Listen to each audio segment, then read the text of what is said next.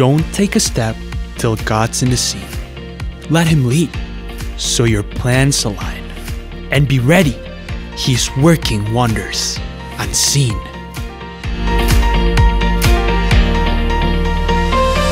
Joshua 3 verse 7.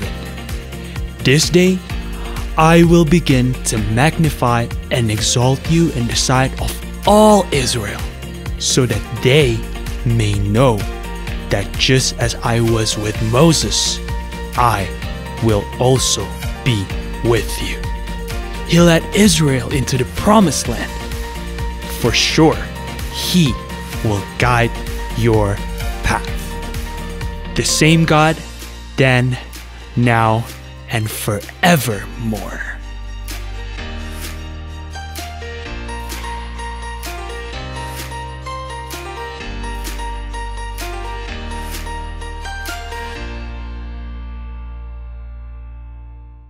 Oke, shalom.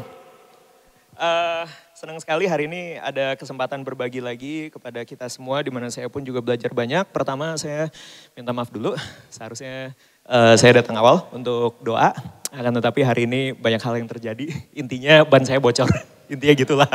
Ya, jadi mohon maaf tadi nggak bisa ikutan berdoa bersama-sama.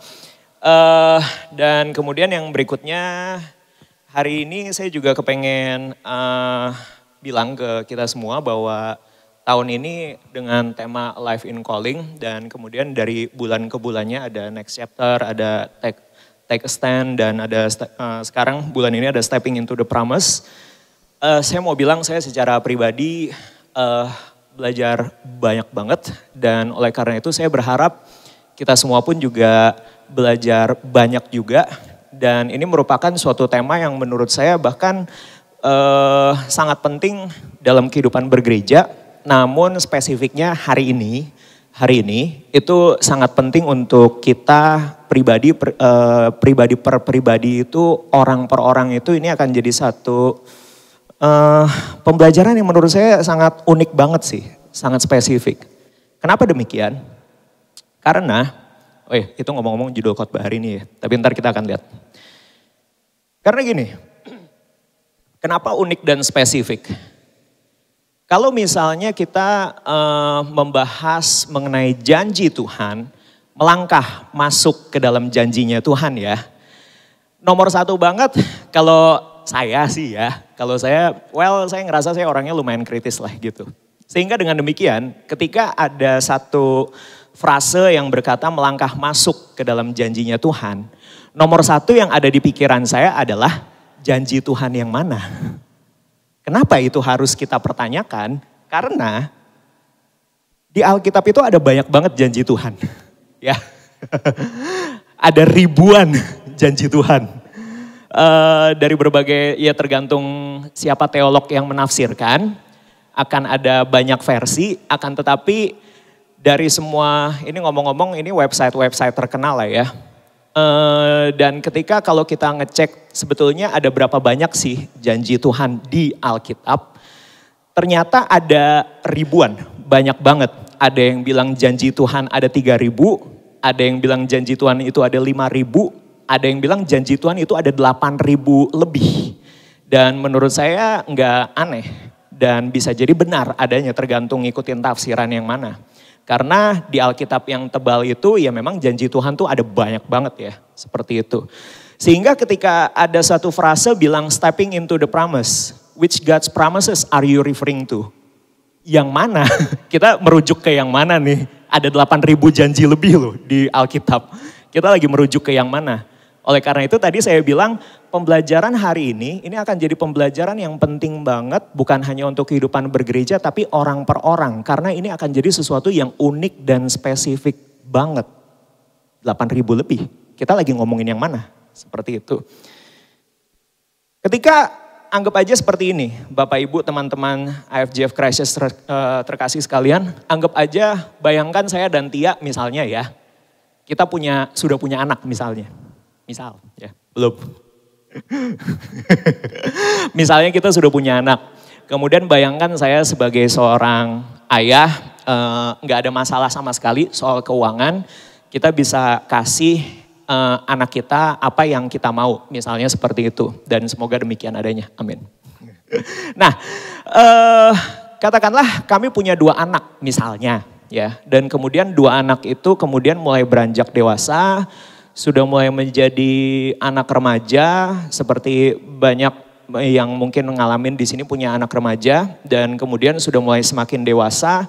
Dan sekali lagi bayangkan saya punya 2 anak. Dan kemudian ketika mereka mungkin semacam apa ya istilahnya ya. Ya kalau ulang tahun mau kasih hadiah ulang tahun ya mungkin tanggal ulang tahunnya mungkin agak beda jauh. Misalnya lulusan deh ya misalnya. Misalnya mau lulus sekolah. Kemudian ketika 2 anak saya itu lulus sekolah mungkin yang satu lulus SMP, yang satu lulus SMA barangkali misalnya seperti itu ya. Dan tentu sebagai seorang ayah, saya kepengen memberi sesuatu sebagai apresiasi. Katakanlah ini hanya menghayal aja, mereka ujiannya hasilnya tuh bagus banget, mereka jadi yang terbaik. Saya kepengen kasih apresiasi sesuatu, saya kepengen kasih mereka hadiah. Dan kemudian saya tahu anak yang lebih besar itu misal dia itu mungkin seperti banyak apa ya istilahnya selebgram atau YouTuber, dia kepengen jadi konten kreator misalnya seperti itu ya. Sehingga saya sebagai seorang ayah, saya merancangkan dalam hati saya, oh kayaknya anak saya yang besar ini akan menarik banget nih. Mungkin dia bisa jadi konten kreator besar suatu hari nanti sehingga saya akan menghadiahkan kepadanya iPhone seri terbaru. Misalnya seperti itu, ini misalnya doang. Dan kemudian ke anak saya yang lebih kecil, saya lihat dia senang main game, ya. Dan kemudian ketika dia ternyata bertanggung jawab dengan studinya, nilainya bagus, saya kepikiran untuk kasih dia PS5, misalnya seperti itu. Ya atau mungkin ketika dia beneran udah ada nanti PS kesekian lah, saya nggak tahu ya. Sehingga saya merancangkan dalam hati saya, ke anak yang besar saya kasih iPhone terbaru, ke anak yang kedua saya kasih PS yang terbaru. Dan tentu saja rasa kasih sayang saya kepada anak yang pertama dan anak yang kedua sama besarnya. Tentu saja dong. Kedua-duanya adalah anak saya. Cuma saya merancangkan dalam hati saya untuk memberikan hadiah yang begitu unik dan spesifik. Sesuai dengan apa yang saya lihat baik untuk anak saya. Seperti itu. Sehingga kemudian ketika pada harinya saya kasih anak saya yang pertama. Ini iPhone seri terbaru. Kamu bisa membuat ya kalau saya perlu menjelaskan ya saya mungkin ini iPhone seri terbaru, kamu bisa bikin konten apapun yang positif dan sebagainya seperti itu. Semoga kamu sukses jadi konten kreator besar suatu hari nanti, seperti itulah. Dan kemudian anak saya yang kedua, saya kasih PS5 atau PS seri berapapun. Siapa tahu dia bisa jadi gamer karena zaman sekarang pun ternyata jadi gamer pun bisa jadi orang kaya. Seperti itu. Dan kemudian saya kasih PS5. Tentu saja saya sebagai seorang ayah, saya merancangkan dalam hati saya memberikan hadiah yang unik dan spesifik sesuai dengan apa yang saya pandang baik mengenai anak saya. Dan tentu saja saya tidak mengharapkan mereka untuk saling iri satu sama lain, benar gak?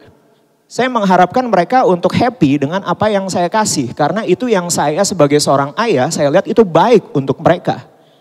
Dan tentu saja saya mengharapkan anak kedua saya, kok kakak saya dapat iPhone sih? Enggak, saya harap dia enggak seperti itu. Saya harap dia happy dengan PS-nya. Demikian juga sebaliknya, kok adik saya dapat PS sih? Saya mengharapkan dia happy dengan iPhone-nya.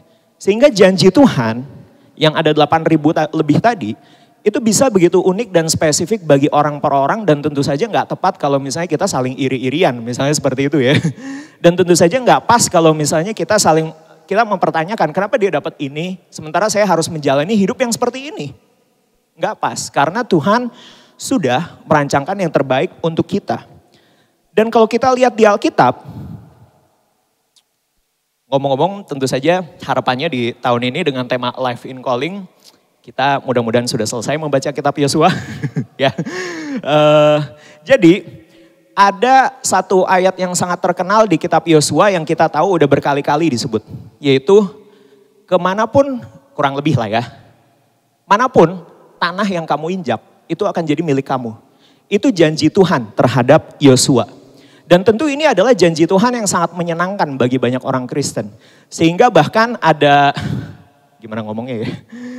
Ada aliran-aliran Kristen tertentu yang bahkan mempraktekkan dengan begitu harafiah, sehingga ketika mereka melihat ada rumah orang yang kelihatan bagus, itu mereka injek. Saya nggak tahu kalian pernah dengar cerita semacam ini atau enggak, tapi ini beneran kejadian. Beneran rumahnya itu diinjek dan bahkan beneran ada rumah-rumah orang yang kelihatan bagus. Oh, ini akan menjadi milik saya, rumahnya diputerin 7 kali. Seperti itu. Itu beneran ada kejadian-kejadian kayak gitu. Dan menurut saya itu agak kurang pas karena terlalu harafiah jatuhnya lah ya. Banyak ayat di Alkitab yang kita jangan tafsirkan terlalu harafiah seperti itu. Tapi intinya Yosua dikisahkan dalam Alkitab dia dapat janji mengenai aset, properti, kepemilikan. Bukan hanya spesifik untuk Yosua seorang sih sebenarnya sih. Tapi intinya Tuhan berjanji kepada Yosua, tanah manapun yang kamu injak akan menjadi milik kamu. Dan kemudian kita sebagai orang Kristen yang hidup di zaman sekarang, kita akan merasa ini janji Tuhan yang sangat menyenangkan dan kita kepengen juga. Ya. Tapi tahukah Bapak Ibu teman-teman IFGF Christchurch terkasih sekalian, bahwa ada satu orang lain lagi yang mewakili satu suku bangsa malah, ternyata dia disebutkan oleh Tuhan, dia tidak akan memiliki tanah atau rumah sampai kapanpun juga. Yaitu suku Lewi. Alasannya kenapa? Alasannya karena menurut waktu masih zaman dulu sekali, leluhurnya suku Lewi ini membuat kesalahan lah, seperti itulah. Nanti bisa dibaca ayatnya. Dan kemudian waktu berlalu, setelah itu kemudian ketika tiba waktunya Yosua untuk bagi-bagi tanah, suku Lewi ini disebutkan kamu gak akan dapat tanah. Karena yang ngacu kepada kesalahan leluhurmu waktu dulu, dan dikisahkan oleh ayat tersebut disebutkan seperti ini. Aku sendiri yang akan menjadi milik pusakamu, wahai suku Lewi. Jadi kamu gak akan punya tanah, kamu gak akan punya rumah, tapi kamu akan punya aku, kata Tuhan. Seperti itu. Poinnya apa sih? Kepada satu orang yaitu Yosua, Tuhan menjanjikan tanah. Tapi kepada orang yang lain atau suku bangsa yang lain, ternyata Tuhan bilang kepada suku Lewi, kamu gak akan punya tanah, kamu akan punya aku. Seperti itu. Contoh lain lagi, Adam dan Paulus. Kita tahu bahwa Adam itu merupakan satu tokoh di Alkitab yang mana itu tentu dia manusia pertama dan kemudian dikisahkan dalam satu ayat disebutkan seperti ini. Tidak baik bagi manusia apabila dia seorang diri saja. Aku akan memberikan kepadamu penolong yang sepadan. Semua yang belum menikah katakan amin. Nah, dari situ kemudian muncullah suatu janji atau ayat yang kemudian ditangkap oleh semua para jomblo beragama Kristen di seluruh dunia. Yaitu bahwa ada janji Tuhan. Saya akan dapat penolong yang sepadan, suami atau istri. Amin. Tapi tahukah Bapak Ibu teman-teman IFGF Christchurch yang terkasih, bahwa ada satu orang lain lagi yang ternyata hidupnya selibat. Karena Tuhan menginginkan dia, demikian ayatnya bilang, Tuhan pengen dia fokus sama pelayanan. Atau yang biasa disebut selibat. Dan selibat ini bukan hanya sesuatu yang dikenali di agama Katolik saja, tapi di agama Kristen Protestan pun hidup selibat juga dikenali sebagai orang-orang yang hidup memfokuskan dirinya untuk pelayanan. Salah satu contoh paling terkenal adalah Paulus.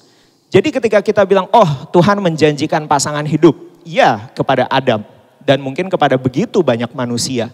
Tetapi kepada Paulus, Tuhan bilang, bagianmu adalah hidup sepenuh waktu untuk melayani Tuhan.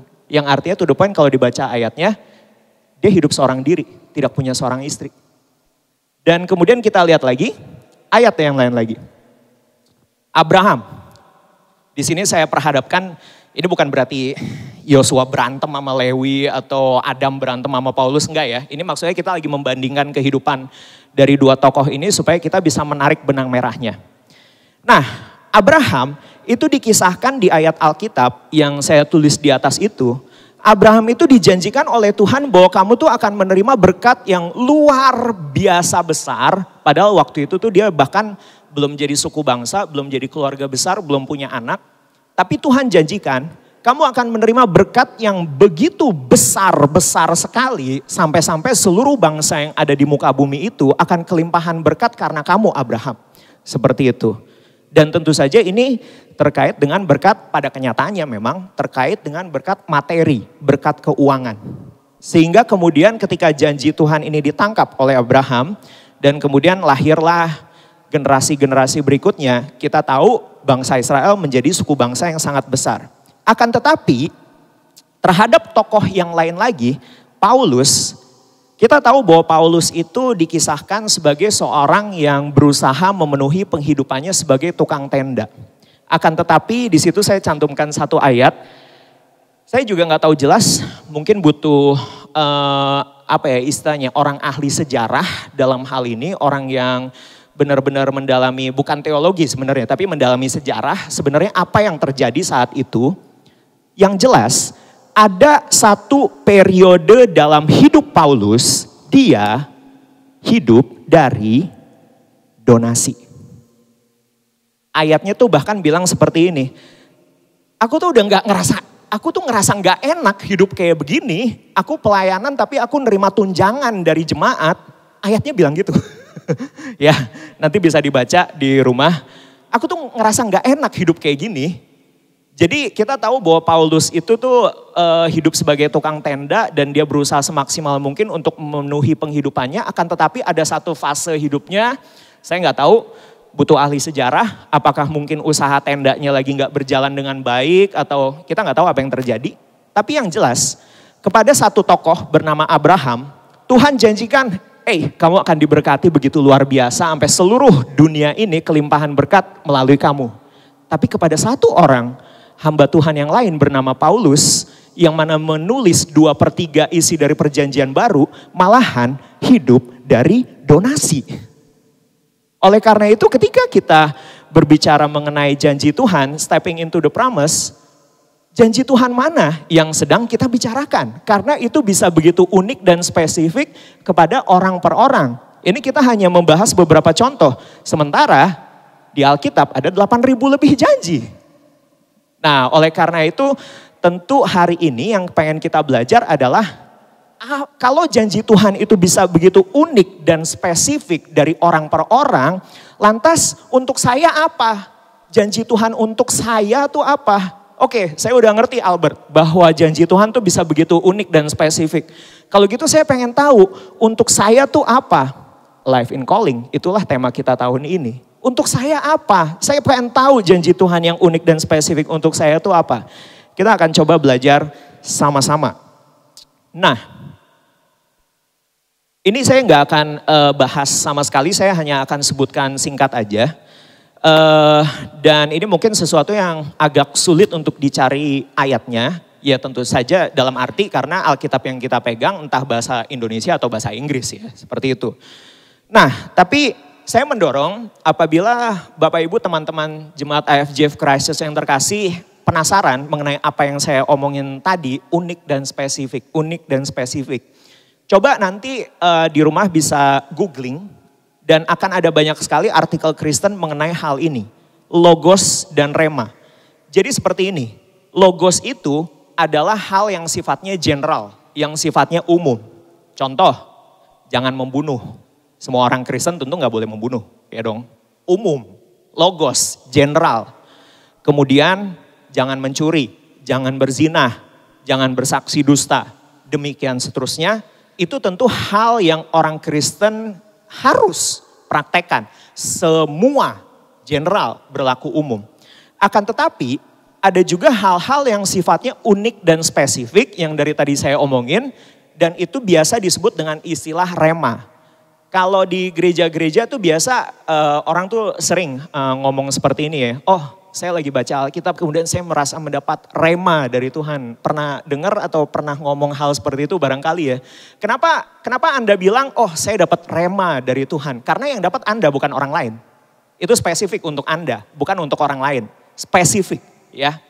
Dan tentu rema, janji Tuhan, rema yang unik dan spesifik ini bisa beda orang per orang atau ya pasti beda orang per orang. Dan itu bisa berupa perintah-perintah tertentu. Misal ya, ayat soal hormati ayah dan ibumu. Itu ayat yang biasa. Tapi bagi orang yang lagi ada konflik sama orang tuanya, ketika membaca ayat Alkitab hormati ayah dan ibumu, wah itu pasti it hits you differently. Itu pasti membuatmu bisa nangis baca ayat hormati ayah dan ibumu. Sementara orang lain kalau yang sama ayah dan ibunya bahagia-bahagia aja ngebaca ayat itu ya udah biasa aja. Iya gak sih? Tapi kalau Anda ada konflik, bapak ibumu jahat, mukulin kamu, dan kemudian ketika kamu simply membaca ayat hormati ayah dan ibumu, itu bisa jadi rema spesifik bagi hidupmu. Bisa bikin kamu nangis gak karuan. Seperti itu. Itulah rema. Bisa berupa perintah. Bisa juga berupa janji. Untuk memperjelas saya juga mau kasih contoh. Misal ya, tadi kan ada contoh soal pasangan hidup ya. Tuhan pasti kasih pasangan yang terbaik, yes, pada umumnya seperti itu. Tapi ternyata kita udah lihat ada contoh seperti Paulus yang dia tidak ada pasangan hidup. Dan bahkan, tahukah Bapak Ibu Jemaat IFGF Christus yang terkasih bahwa tercatat ada satu nabi Tuhan yang dia mendapat pasangan hidup yang lain daripada biasanya. Yaitu dia menikahi seorang pelacur. Hah? Ada nabi Tuhan menikahi pelacur? Ada, ya. Nanti dibaca aja. Oke. Siapa namanya? Ya, betul, namanya Hosea, ya.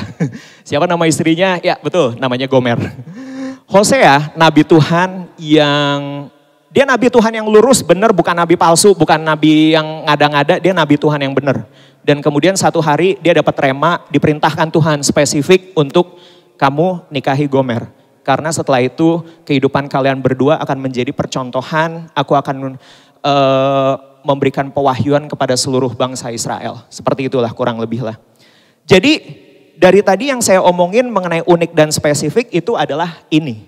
Rema ya gitu. Silakan bisa di googling untuk mengetahui lebih jauh lagi. Oh iya ya, oke, unik dan spesifik Tuhan. Kalau gitu rema buat saya apa? Calling, life in calling. Saya kepengen mengerti calling saya. Dan hari ini kita pengen belajar sedikit lebih jauh mengenai rema itu apa. Karena dari sekian banyak yang unik dan spesifik ini pasti ada benang merahnya. Ya, pasti ada benang merahnya.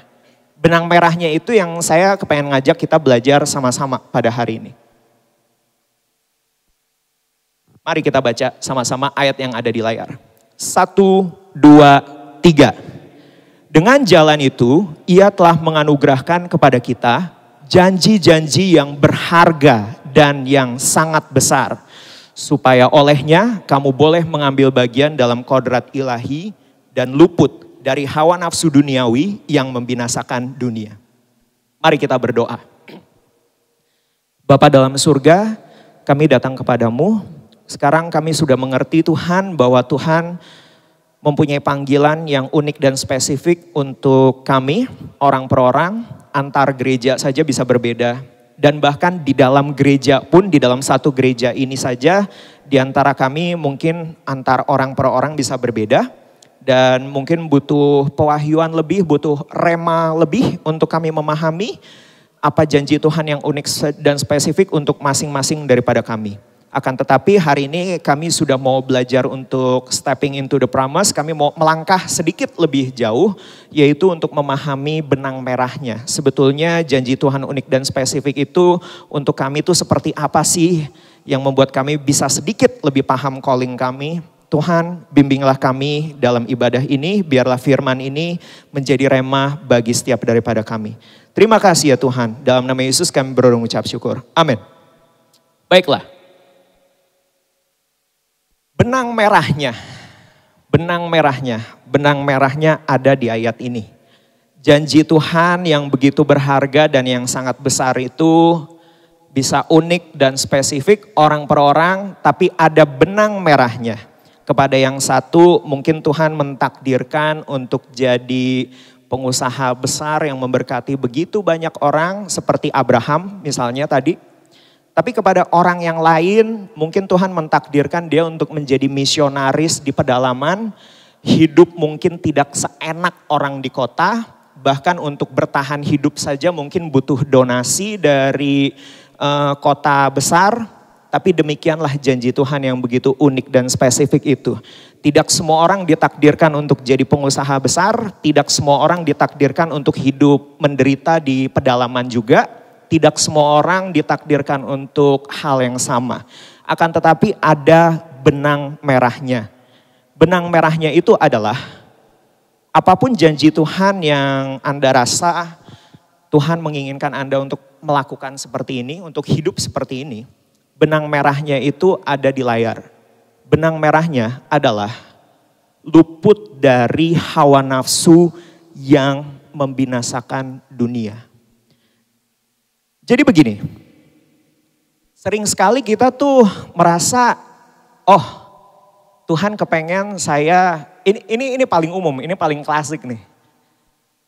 Kita tuh kepengen jadi orang Kristen yang tajir luar biasa, supaya kita bisa memberkati penginjil misalnya, kita bisa menolong gereja-gereja di pedalaman misalnya. Kita pengen uang kita banyak supaya kita bisa memberkati orang lain. Apakah salah? Tidak. Karena Alkitab mencatat ada banyak orang yang hidupnya seperti itu. Contohnya Abraham dan bahkan sampai ke Yesus dan Paulus sekalipun tercatat rombongan Yesus dan rombongan Paulus disupport finansial oleh orang-orang kaya. Itu ada ayatnya. Seperti itu. Jadi memang ada orang-orang yang jalan hidupnya adalah untuk menjadi orang yang berlimpah secara materi. Sehingga dia bisa mendukung pelayanan. Akan tetapi yang jadi masalah adalah kalau kamu pengen jadi kaya karena kamu nafsu. Oke? Itu yang jadi masalah. Kamu mungkin bisa bermulut manis dan orang bisa tertipu. Kamu bilang kamu pengen jadi kaya supaya bisa pelayanan ono ini, bisa mendukung pelayanan ono ini itu. Tapi jauh di dalam hatimu kamu kepengen jadi kaya karena kamu pengen bisa traveling ke berbagai negara. Kamu pengen jadi kaya karena kamu pengen punya rumah yang enak. Seperti itu. Apakah salah? Tidak. Kecuali kalau misalnya diam-diam di layar ada hawa nafsu pengen jadi kaya di dalam hatimu. Ada orang-orang yang mungkin kepengen untuk bisa hidup, oh Tuhan aku kepengen jadi, kepengen punya pasangan suami atau istri yang seperti si ini misalnya. Kayaknya enak nanti bisa hidup pelayanan sama-sama, kemudian bisa doa bareng, bisa pelayanan bareng. Apakah itu salah? Enggak, itu bagus banget, jelas itu bagus banget ya. Akan tetapi itu menjadi suatu masalah kalau misalnya ternyata jauh di dalam hatimu keinginan untuk punya suami atau istri atau pacar ya. Itu bukanlah untuk pelayanan, bukanlah untuk hal-hal yang sifatnya ilahi. Saling membentuk, saling mengenal, saling mengasihi, saling mendoakan. Tapi semata-mata ya memang karena hawa nafsu aja. Masa iya sih anak muda gak pacaran gitu misalnya seperti itu lah ya. Masa iya sih anak muda ini gak seru banget gitu kalau hidup sebagai anak muda tapi gak ada pasangan misalnya seperti itu. Dan akhirnya sebenarnya itu bukan sesuatu hal yang karena kita nangkep janji Tuhan untuk oh ya nanti akan ada pasangan hidup berkeluarga melayani Tuhan sama-sama. Enggak, tapi semata-mata ya memang karena nafsuan aja. Ya. Dan kemudian kita masih bisa sebutkan berbagai contoh lainnya lagi. Akan tetapi hari ini coba deh kita sama-sama refleksi diri apa yang menjadi harapan terbesar kita. Apa yang menjadi kerinduan terbesar kita. Tentunya tidak ada yang salah dengan semuanya itu, tapi bisa menjadi sesuatu yang salah kalau misalnya ternyata jauh di dalam hati itu ada hawa nafsu. Dan tentunya hal ini pun gak lepas dari kehidupan kerohanian juga. Saya gak tahu dengan Bapak Ibu teman-teman yang hadir di sini seperti apa, tapi saya dan Tia, kita ya memang boleh dibilang orang gereja ya orang gereja lah. Seperti itu dalam arti lingkungan pertemanan kita itu tuh utamanya bukan teman kantor atau teman kuliah. Lingkungan pertemanan kita tuh utamanya teman-teman gereja dari zaman di Indo. Sehingga dengan demikian kita juga sempat ada beberapa momen kita ada beberapa tugas lah yang terkait dengan gereja-gereja lain. Jadi kemudian kita juga kenal lah sama ya adalah beberapa atau cukup banyak pendeta hamba Tuhan seperti itu. Dan kemudian saya juga bisa bilang dalam ruang lingkup pelayanan pun itu tentu ada banyak orang yang bermimpi besar. Ya, bermimpi besar mereka gerejanya mungkin berukuran kecil seperti itu ya. Mungkin gerejanya relatif fasilitasnya nggak baik, jumlah orangnya sedikit, tidak punya uang, tenaga dan sebagainya. Dan kemudian ketika ngobrol dari hati ke hati, kerinduan mereka seperti apa, mereka memimpikan gereja mereka menjadi gereja yang besar seperti itu. Apakah salah? Tentu nggak salah. Nggak salah dalam arti ya namanya orang punya kerinduan, punya mimpi, punya doa ya bagus-bagus aja. Akan tetapi tentu kita perlu telaah lebih jauh lagi, apa iya Tuhan mentakdirkan gerejamu menjadi gereja yang besar? Atau mungkin gerejamu menjadi gereja yang berukuran tidak terlalu besar tapi berlimpah kasih di situ. Kami berkali-kali ada juga gereja-gereja yang seperti itu gitu loh. Ada juga gereja-gereja yang besar tapi nggak ada kasih Tuhan di dalamnya. Kita sih ngerasanya kayak begitu ya, seperti itu. Atau mungkin apa Tuhan mentakdirkan gerejamu itu menjadi gereja yang jangkau jiwa-jiwa, kemudian kalau udah berukuran sekian multiplikasi lagi, akhirnya tentu nggak akan pernah menjadi gereja yang berukuran besar karena multiplikasi terus. Tapi anyway, yang pengen saya bilang seperti ini. Takutnya jauh di dalam hati teman-teman kami itu ada kerinduan untuk menjadi gereja yang besar karena nafsu. Kepengen keren. Kepengen wah. Kepengen ekstravaganza. Kepengen ada asap, lampu dan sebagainya. Seperti itu. Bukan karena kerinduan untuk Tuhan dan jiwa-jiwa, tapi karena nafsu. Karena memang sudah seperti itu jalan hidup orang yang full timer, orang yang hamba Tuhan ya memang mereka nggak berbisnis, mereka nggak kerja kantoran, mereka hidup di pelayanan. Kalau orang kantoran, staff bermimpi jadi direktur. Kalau orang yang full time mimpinya apa coba? Ya mimpinya kepengen gereja yang menjadi besar. Apakah salah? Ya nggak juga sih. Tapi perlu di cross check jauh di dalam hatinya, takutnya keinginan untuk menjadi besar itu karena nafsu. Slide ini sempat saya share karena ini sebetulnya satu materi yang waktu next chapter bulan Januari. Waktu itu saya share di grup karena waktu itu lagi nggak ada proyektor dan sebagainya. Tapi waktu itu juga karena keterbatasan waktu saya nggak bahas ini sama sekali. Tapi tema hari ini sepertinya jadi kesempatan yang bagus sih untuk ngebahas ini. Jadi sekali lagi tentang Yosua ya. Yosua 5 ayat 13. Satu ketika, jadi Yosua itu pas momen Yosua pasal 5 ini dia udah melihat berbagai keajaiban yang Tuhan lakukan lah. Seperti itulah. Banyak lah seperti itu. Apalagi dia juga udah ikut dari zamannya Musa ya. Dan kemudian ketika sampai di Yosua 5 ayat 13 ini, dia tuh sudah siap-siap untuk merebut kota Yeriko. Yang tadi di awal saya sempat cerita, dia kemudian muterin Yeriko 7 kali dan sebagainya. Dan kemudian dia lagi siap-siap, dia ngeliatin kota Yeriko dengan temboknya yang begitu megah. Tapi di hadapan Tuhan, ini gak ada apa-apanya. Seperti itulah ya. Nah cuma menarik banget, Yosua waktu itu mendapat pengalaman supranatural, dia bertemu dengan satu sosok yang kemudian kita tahu kemungkinan besar itu adalah Tuhan sendiri, kemungkinan besar ya. Nah di situ disebut Panglima Bala Tentara Allah semacam itu kalau dalam bahasa Indonesianya. Cuma di sini saya tampilkan dalam bahasa Inggrisnya karena terjemahannya menarik banget. Yosua ketika lagi mengamat-amati, ini Yeriko, aku udah ngelihat Tuhan menyertai Musa, Tuhan menyertaiku juga. Aduh ini kota semacam ini mah bisa lah dengan mudah kita taklukkan. Lagi dilihat-lihat kota Yeriko, kemudian muncullah seorang dengan pedang dan kemudian berhadap-hadapan dengan Yosua dan kemudian Yosua bilang seperti ini. Sekali lagi yang kemudian ternyata kemungkinan besar ini adalah Tuhan sendiri. Yosua kemudian bilang, dengan kondisi nggak tahu, bisa aja nih orang, pasukan Yeriko kah? Barangkali seperti itu. Dan kemudian Yosua bilang, kamu ini siapa?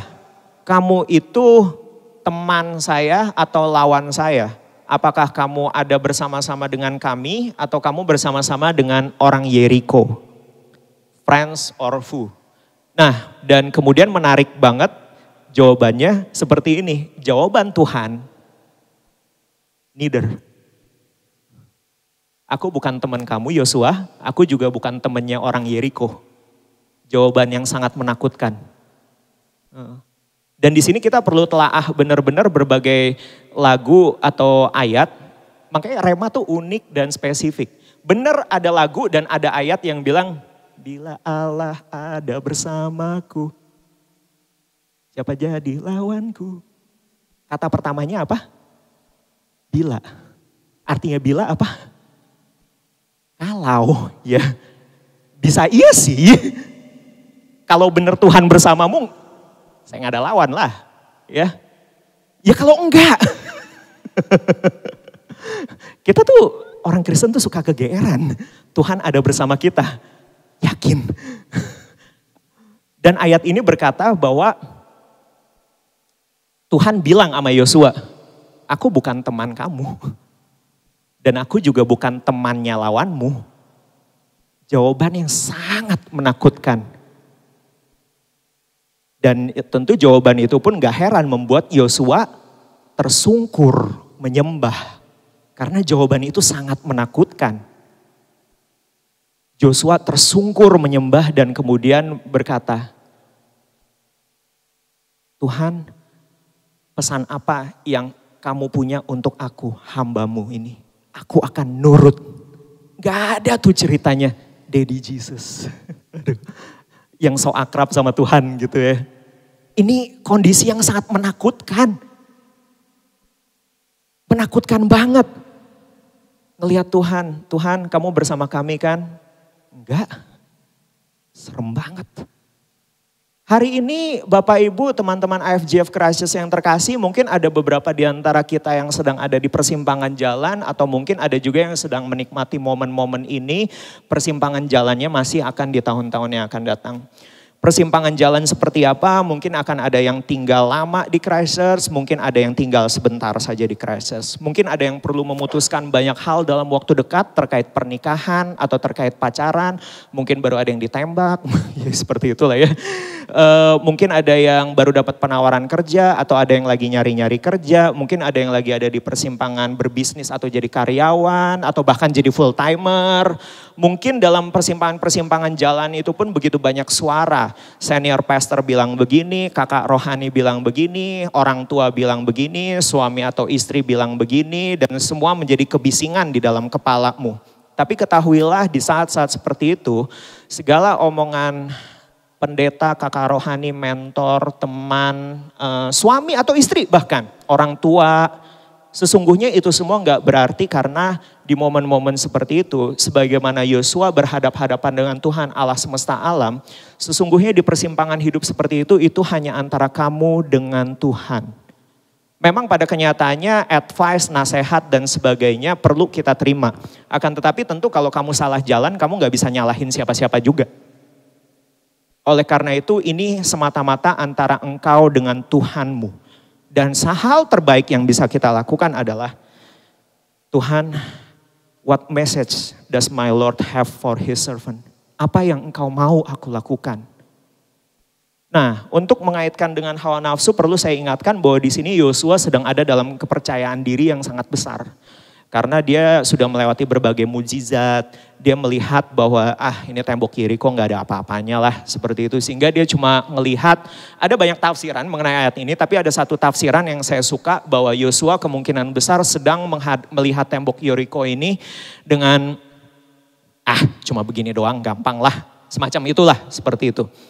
Tapi kemudian ternyata itu tidak berkenan di mata Tuhan, sehingga Tuhan pun menampakkan diri kepada Yosua, dan kemudian di ayat-ayat berikutnya dikasih tahu, Yosua kamu gak boleh sembarangan, kamu harus melakukan ini dulu, baru kemudian kota ini akan takluk. Kurang lebih seperti itu. Dan tentu ini mengingatkan kita kembali akan hawa nafsu itu tadi. Mungkin kita berpikir, persimpangan-persimpangan jalan yang kita alami, ya udah, aku udah sukses kok di bidang ini. Kalau jadi karyawan yang baik di bidang ini, kalau aku buka bisnis kayaknya pasti bisa lah. Tanya dulu, what message does my Lord have for his servant? Kemudian kamu mungkin berpikir, oh aku sudah bersahabat sama si cowok atau si cewek ini, kayaknya oke lah untuk pacaran atau menikah seperti itu. Hey, jangan jadi Yosua di depan tembok Yeriko. Tanya dulu Tuhan, Tuhan, what message does my Lord have for his servant?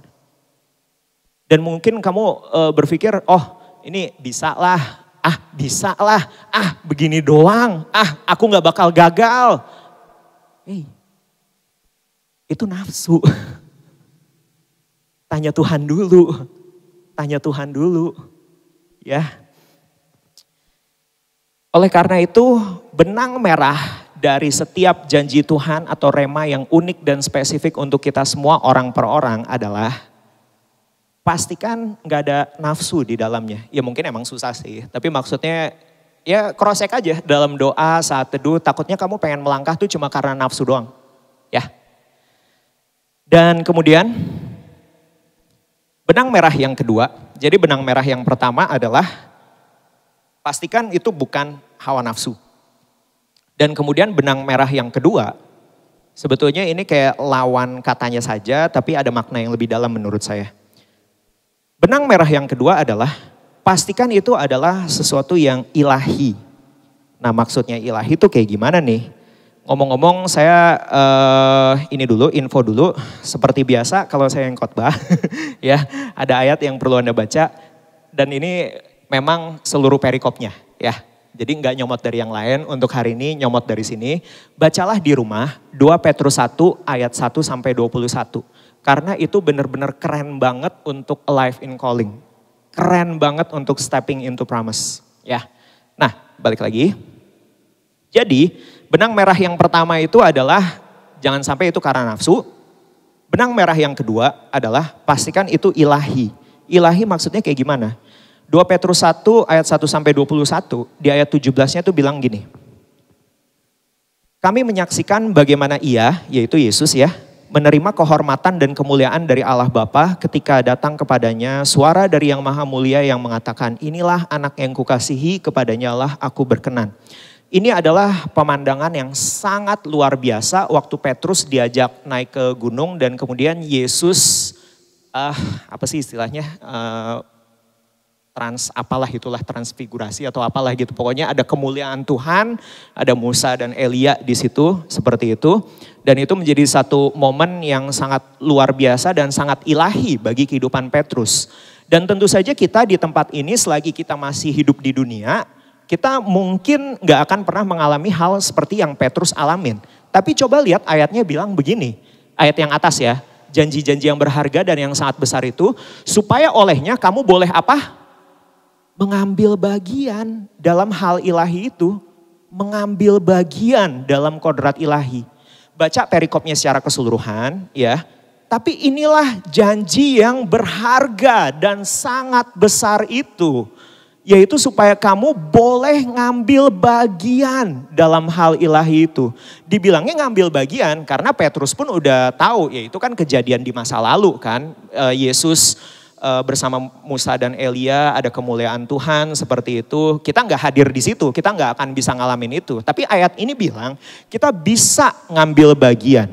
Oleh karena itu, Bapak Ibu teman-teman IFGF Crisis yang terkasih, hari ini saya pengen memberitahu kepada kita semua bahwa janji Tuhan yang berharga dan sangat besar itu adalah bahwa kita bisa melihat kemuliaan Tuhan. Saya nggak tahu dengan kalian bagaimana, tapi ketika saya menyadari ini saya merinding semerinding-merindingnya. Bahwa ternyata janji Tuhan yang berharga dan sangat besar itu ternyata bukan untuk Albert dapat PhD atau apapun lah. Bukan untuk Albert dapat uang sebanyak apalah. Bukan untuk Albert bisa punya perusahaan atau apalah. Tapi ternyata janji yang berharga dan sangat besar itu adalah bahwa kita bisa ngambil bagian dalam kodrat ilahi, yaitu menerima dan menyaksikan kemuliaan Tuhan Yesus. Saya akan coba perjelas dengan satu ilustrasi seperti ini. Ilustrasi ini bisa Anda baca di buku Crazy Love karangan Francis Chan. Saya kaget ternyata orangnya itu pendeta terkenal lah dari US dan saya kaget ternyata orangnya lagi di Auckland. Saya bingung kenapa sih Crisis suka dilewatin banyak hal gitu ya. Oke. Orangnya lagi ada di Auckland sekarang. Nah, kemudian dia ada buku terkenal dan di situ ada 1-2 bab mengenai ini yang akan saya coba ceritakan. Jadi begini. Bapak Ibu, teman-teman IFGF Crisis pasti tahu itu ya, Mission Impossible ya, oke?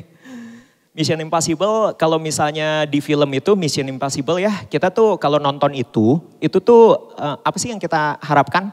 Kita kepengen ngelihat actionnya ya, kita kepengen ngelihat tembak-tembakan, lari-larian dan sebagainya, seperti itu. Dan terutama sekali, kita pengen ngelihat Mission Impossible itu, kita pengen menyaksikan satu tokoh yang namanya Tom Cruise, ya. Seperti itu. Kita kepengen ngelihat dia beraksi dengan begitu kerennya. Nah, tapi coba bayangkan kalau misalnya di film itu kita tahu pasti ada pemain figuran kan ya. Pemain figuran. Dan hari ini saya percaya kalau misalnya saya tanya kepada kita semua, tahu si ini enggak? Pemeran figuran maksudnya, saya sebut nama orangnya gitu. Itu loh yang waktu sebelum Tom Cruise nongol, dia tuh terlihat panik misalnya. Atau dia lari menyelamatkan diri atau apa gitu misalnya pemeran figuran. Apakah Anda akan tahu? Saya percaya kita nggak akan tahu. Hah, yang mana sih? Karena kita terfokus sama Tom Cruise. Kita terfokus kepada dia sang pemeran utama, yaitu Tom Cruise. Sehingga walaupun dalam satu film Mission Impossible itu mungkin bisa ada ratusan pemeran figuran, kita nggak akan ingat mereka ngapain. Kita nggak akan tahu dan jujur kita nggak akan peduli. Ya, dengan mereka-mereka itu ngapain. Dan hari ini saya kepengen kasih tahu satu fakta yang sangat mengejutkan bagi kita semua. Sering sekali kita berpikir dalam hidup ini, dunia ini seperti panggung gitulah ya. Dan kemudian sempat ada buku dan berbagai hal juga yang bilang seperti ini. Tuhan menulis cerita hidup kita. Ada benernya ya, ada benernya. Akan tetapi hari ini saya pengen kasih tahu sebuah fakta yang lebih penting lagi, yaitu bahwa hidup ini emang seperti panggung, seperti sebuah film. Akan tetapi pemeran utama dalam film tersebut bukan kamu. Pemeran utama dalam film tersebut adalah Tuhan Yesus. Allah Bapa adalah sutradaranya. Tuhan Yesus adalah pemeran utamanya. Dan kita semua adalah pemeran figuran. Apa yang pemeran figuran lakukan? Apapun. Yang penting pemeran utama get the spotlight. Yang penting pemeran utama ditinggikan. Yang penting segala kemuliaan, keagungan, kejayaan goes to him. Biarlah tidak ada yang mengingat kita. Biarlah tidak ada yang sadar juga kita itu siapa. Yang penting semua ingat Yesus. Yesus ditinggikan. Yesus ditinggikan atas keluarganya Albert dan Tia. Yesus ditinggikan atas bagi yang punya bisnis, sebut nama bisnisnya masing-masing. Yesus ditinggikan atas company-ku, atas bisnisku. Yesus ditinggikan atas kehidupan pribadiku. Yesus ditinggikan dalam hubunganku dengan pacarku. Yesus ditinggikan. Yesus ditinggikan. Sebagai kesimpulan, jadi ternyata janji yang besar itu adalah tentang melihat Yesus dipermuliakan atas hidup kita dengan cara yang unik dan spesifik. Ada yang jadi pengusaha, it's okay. Ada yang jadi karyawan, it's okay. Ada yang jadi full timer, it's okay. Apapun, yang penting Yesus dipermuliakan. Allah Bapa adalah sutradaranya. Dia yang mengatur semuanya. Supaya nama Yesus ditinggikan, sang tokoh utama. Dan kita semua adalah figuran. Biarlah gak ada yang ingat kita juga gak apa-apa. Yang penting Yesus ditinggikan. Hidup kita gak sepenting itu, yang penting Yesus ditinggikan. Bagaimana agar kita bisa masuk ke janji yang besar itu? Jangan biarkan pilihan kita dikuasai hawa nafsu kita. Dan ingat selalu dalam setiap langkah kehidupan kita, apa sih yang sebenarnya Tuhan mau atas hidup kita? Yosua aja tersungkur gitu ya. Yosua tersungkur. Tuhan, apa yang Kau mau? Ampuni kalau aku terlalu sombong mau melangkah sendiri ke Yeriko. Tuhan, Engkaulah Raja. Pimpinlah aku. Bagaimana caranya agar Yesus ditinggikan. Untuk itulah aku hidup. Dan itu janji yang besar. Untuk aku bisa ambil bagian dalam mempermuliakan nama Yesus.